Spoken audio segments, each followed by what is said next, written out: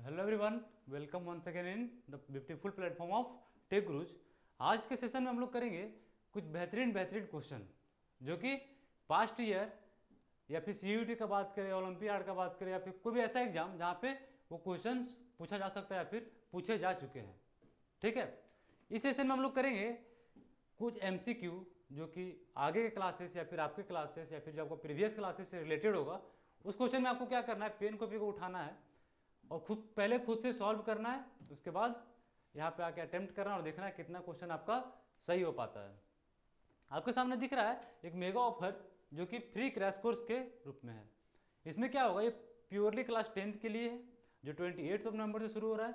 इसमें आपको जीरो से हीरो लेवल तक का कोर्स होगा ये, जहाँ पे क्या करवाया जाएगा, आपको हर एक चीज़ इन डिटेल करवाया जाएगा with past 10 year previous year question. सारा जो आपको पढ़ाया जाएगा वो इंपॉर्टेंट टॉपिक्स को हाईलाइट करके पढ़ाया जाएगा, जहाँ से हर साल क्वेश्चन आ रहा है और फिर इस साल भी आएगा।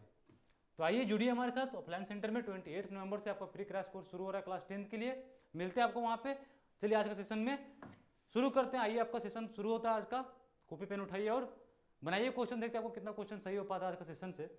आपके सामने question number 1, roots of the plant absorb water from the soil through the process of. Question number 1 में क्या बोल रहा है कि जो प्लांट्स होता है, वो जो प्लांट्स होता है वो जो वाटर एब्जॉर्ब करता है रूट के थ्रू, वो कौन सा प्रोसेस के थ्रू शुरू करता है? डिफ्यूजन, ऑस्मोसिस, ट्रांसपिरेशन या फिर कोई नहीं? बताइए, आंसर बताइए question number 1।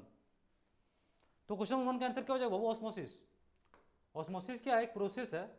Osmosis is the process through which plants absorb water through root. Question number 2। Question number 2 क्या बोल रहा है, देखिए, the site of photosynthesis in the cell of leaf is. मतलब जहाँ फोटोसिंथेसिस होता है उसका साइट क्या है, कहाँ पे होता है? जो लीफ में होता है वो कहाँ पे होता है? क्लोरोप्लास्ट, साइटोप्लाज्म, माइटोकॉन्ड्रिया या फिर प्रोटोप्लाज्म? बताइए आंसर क्वेश्चन नंबर 2। इजी जी सा क्वेश्चन है, सब आपको क्लास 9 10th में सब चीज़ मिल जाएगा। ओलंपियाड में पूछता है सब क्वेश्चन, सीयूटी सब में पूछता है, या फिर अगर आप क्लास 10th के बाद कोई क्लास 11th में जाओगे, क्लास 10th से क्लास 11th में जाओगे, कोई स्कूल का अगर आपको एंट्रेंस का एग्जाम देना है, वहाँ पे भी ये आपका काम आ जाएगा। और सबसे बड़ा चीज़ है कि जब आप हायर एग्जामिनेशन से नीट जेई के लिए प्रिपरेशन कर रहे हो तो अभी से आप तैयार हो जाइए कि एमसीक्यू क्वेश्चन वहाँ तो एमसीक्यू ही आना है, तो अभी से एमसीक्यू का प्रैक्टिस करना शुरू कर दीजिए। बताइए क्वेश्चन नंबर 2 का आंसर बताइए। The site of photosynthesis in the cell of a leaf is chloroplast, cytoplasm, mitochondria and protoplasm. Where photosynthesis occur. Simple सा मतलब ये है। तो chloroplast. Why chloroplast? Because chloroplast contains pigment. Chloroplast contains pigment which helps in photosynthesis.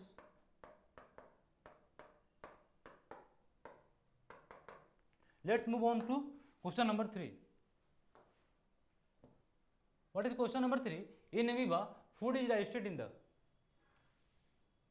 क्या बोल रहा है कि जो फूड का डाइजेशन होता है अमीबा में कहाँ होता है? फूड वैक्यूल, सीडोपोडिया, माइटोकॉन्ड्रिया या फिर क्लोरोप्लास्ट? फटाफट आंसर क्वेश्चन नंबर 3। तो where it will be occur? It will be occur at food vacuole. Digestion of food in amoeba will occur in food vacuole. Then what these are? What is mitochondria? Mitochondria is called powerhouse of the cell where ATP formation takes place. What is chloroplast? Chloroplast contains pigment where photosynthesis takes place. What is pseudopodia? Pseudopodia helps to catch the prey species. All is clear? Next move to the next question, question number 4. Let's see what is question number 4. Question number 4 is the breakdown of pyruvate to give carbon dioxide, water and energy takes place in।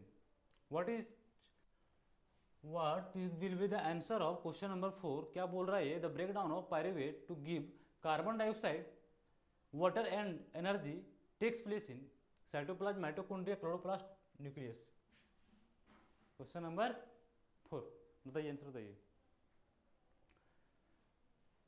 तो mitochondria is the place where breakdown of pyruvate to give carbon dioxide and water will and energy will takes place। तो answer will be, अरे क्या हो गया,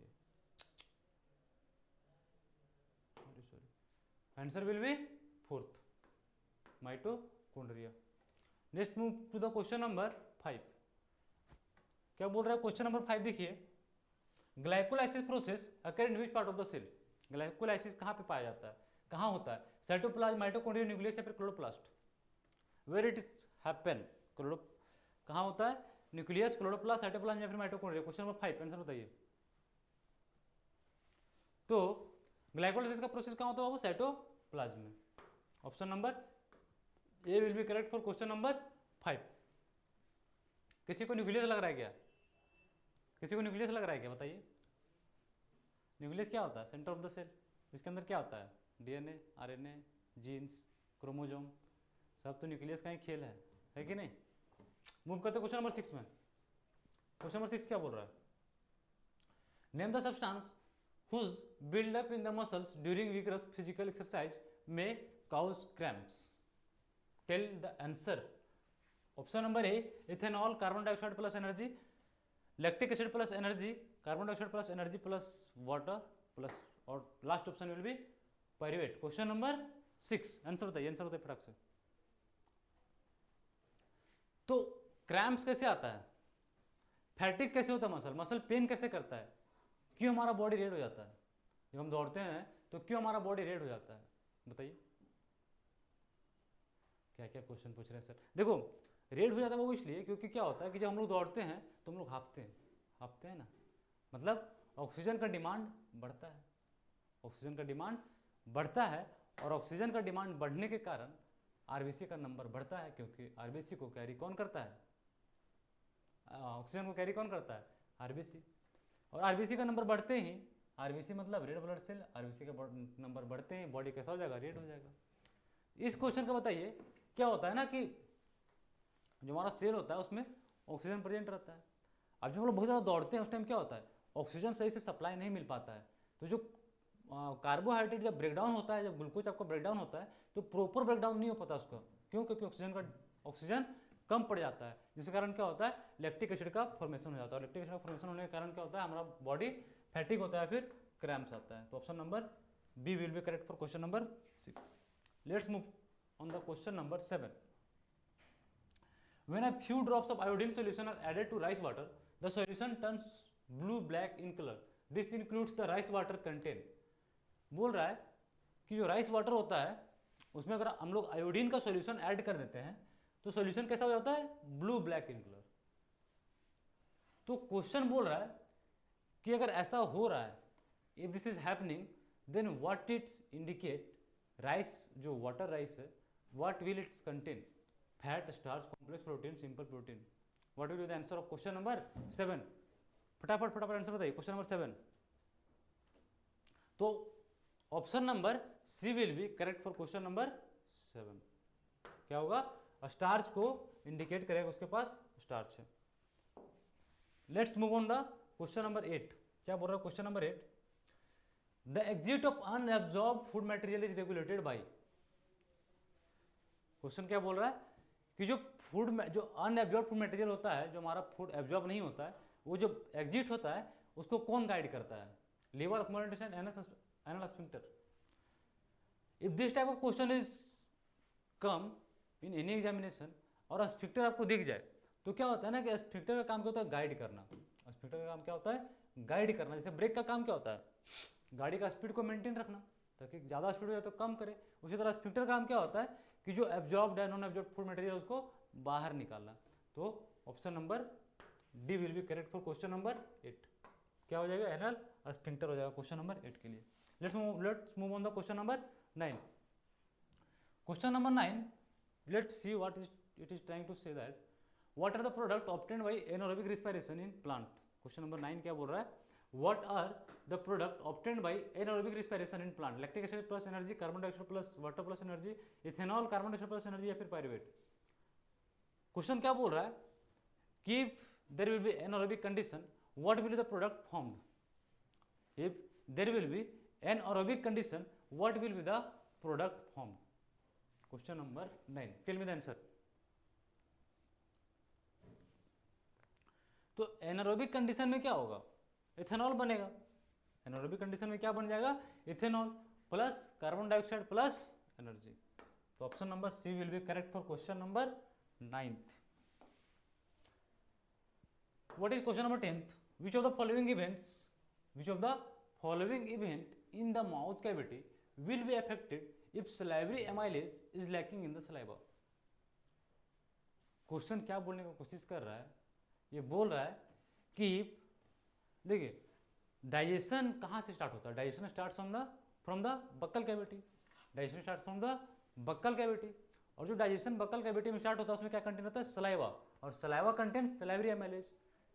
तो question बोल रहा है if we remove salivary amylase from saliva what will be the affected, कि इसके कारण क्या होगा, starch breaking down into sugar, protein breaking down into amino acid, absorption of vitamin, fats breaking down into fatty acid and glycerol. Question number 10 answer बताइए। तो क्या होगा, salivary amylase को अगर हटा दिया जाए तो क्या होगा कि जो स्टार्च है वो ब्रेक डाउन नहीं हो पाएगा शुगर में, स्टार्च ब्रेक डाउन शुगर में नहीं हो पाएगा। तो option number A will be correct for question number 10। Question number 11 क्या बोल रहा है, देखिए which region of alimentary canal absorbs the digested food, stomach, small intestine, large intestine या फिर लीवर। क्वेश्चन क्या बोल रहा है कि एलिमेंट्री कैनाल का कौन सा पार्ट है जो कि फूड को एब्जॉर्ब करता है, स्टमक, लार्ज इंटेस्टाइन, लीवर या फिर स्मॉल इंटेस्टाइन। देखिए एब्जॉर्प्शन हर एक पार्ट में होता है, ठीक है, लेकिन क्वेश्चन क्या बोल रहा है, डाइजेस्टेड फूड का एब्जॉर्प्शन। तो डाइजेस्टेड फूड का एब्जॉर्प्शन कहाँ होता है, स्मॉल इंटेस्टाइन में। मैक्सिमम कहाँ होगा, अप टू 97-99% एब्जॉर्प्शन कहाँ हो जाता है आपका, स्मॉल इंटेस्टाइन में। स्मॉल इंटेस्टाइन का कितना पार्ट होता है, सर ये क्या आउट ऑफ सिलेबस पूछ देते हैं। जब पढ़ाएंगे अच्छा से आपको ना, तो अच्छा से पढ़ाएंगे, ह्यूमन का बॉडी जब पढ़ाएंगे तो पढ़ाएंगे स्टमक का कितना पार्ट होता है, स्मॉल इंटेस्टाइन का क्या पार्ट होता है, कहाँ एब्जॉर्प्शन पूरा होता है, सारा कुछ अच्छा से डिटेल में कवर करेंगे। अभी हम लोग मूव करते हैं आगे। Question number 12, the contraction and expansion of movement of walls of the food pipe is called. मतलब जब क्या होता है ना कि जब बक्कल कैविटी से खाना अंदर आता है, मान लीजिए आपका बक्कल कैविटी है, ये आपका बक्कल कैविटी बोल, ये आपका एसोफेगस है, तो जब यहाँ से खाना खाएं और अंदर जब खाना आ रहा है तो क्या होगा ना कि एक बार कॉन्ट्रैक्शन होगा और एक बार एक्सपेंशन होगा, एक बार कॉन्ट्रैक्शन एक बार एक्सपेंशन, और इसके कारण क्या होगा ना खाना आराम से अंदर नीचे आता जाएगा। जैसे अगर खाना है तो इसको दबा दिए तो नीचे आया, फिर फूल यहाँ फूला, दूसरा खाना आया, फिर इसको दबाए फिर नीचे, इस तरह खाना क्या होता है नीचे नीचे दबते चल जाता है। इस प्रोसेस को हम लोग क्या बोलते हैं, पेरिस्टालसिस मूवमेंट। इस मूवमेंट को क्या बोलते हैं हम लोग, पेरिस्टालसिस मूवमेंट। तो peristaltic. Question number option number C will be correct for question number 12। तो ये हमारा सेशन का आज का खत्म हुआ। इसमें हम लोग 12 क्वेश्चन किए। आप कमेंट करके बताइए आपका कितना सही हुआ, और चाहते हैं अगर आप लोग ऐसे ही शानदार सेशन आते रहे, ऐसे ही पढ़ाते रहे आपको, तो वीडियो को लाइक कीजिए, शेयर कीजिए और चैनल को सब्सक्राइब कीजिए। और ऑफलाइन सेंटर में हमारे साथ जुड़िए आप क्लास 10th का क्रैश कोर्स के लिए। मिलते हैं आपको नेक्स्ट सेशन में, तब तक के लिए थैंक यू।